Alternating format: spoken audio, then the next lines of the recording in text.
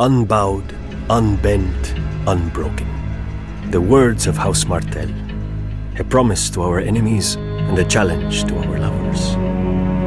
Thousands of years ago, the warrior queen Nymeria crossed into Dorne from Essos, fleeing the dragon lords of Valyria. After she landed, she burned her ships, all 10,000 of them, so no cowards could slink home. What a woman! Dornish in spirit before she ever was in flesh. She was lucky to land in Dorne, where powerful women are not locked away in septs and the beds of old men. My ancestor Mors Martell saw her and desired her, and proved that where armies fail, a town may succeed.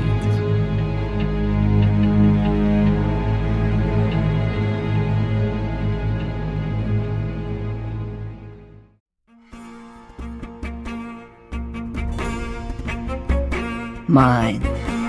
That's what the Red Keep is.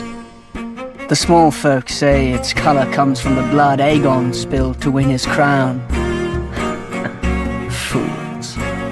Blood doesn't soak into stone, no matter how hard I try.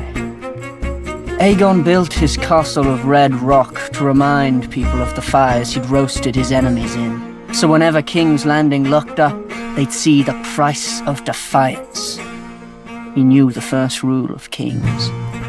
Only fear keeps men in line. Fear and punishment.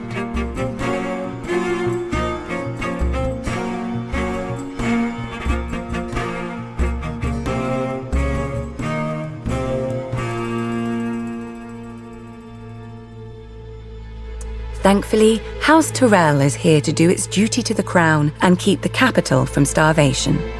Yet, as with all gardens, weeds grow in the Reach too, though few name them as such. Singers fill our heads with chivalry and courtly love, fluff to make boys fight and girls swoon. Oh, the songs are good enough for a pleasure barge down the Mander. They give pleasure to the common people and harmony to the realm. But if the rise of House Tyrell proves anything, it's that virtue and honor have their place. And if you're not careful, that place is the grave.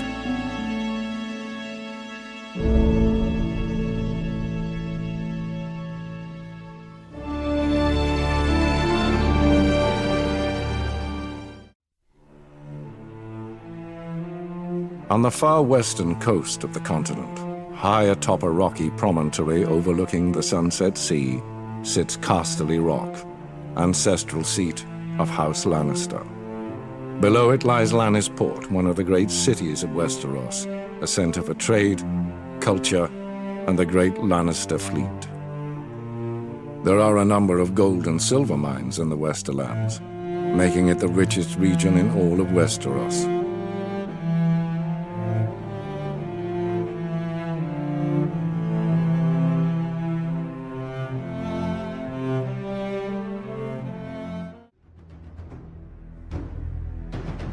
Impregnable. That's how the Vale sees itself.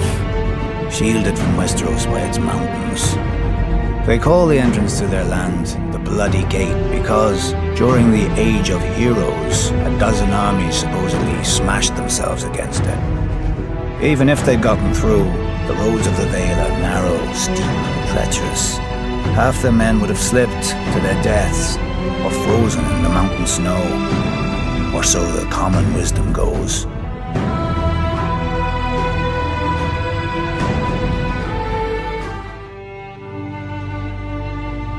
The Starks of Winterfell trace their descent to the first men in the Age of Heroes.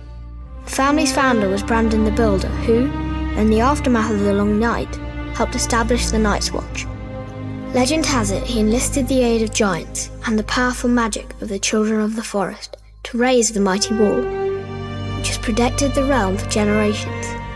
He went on to build the ancestral seat of Winterfell and reigned as the first king in the north.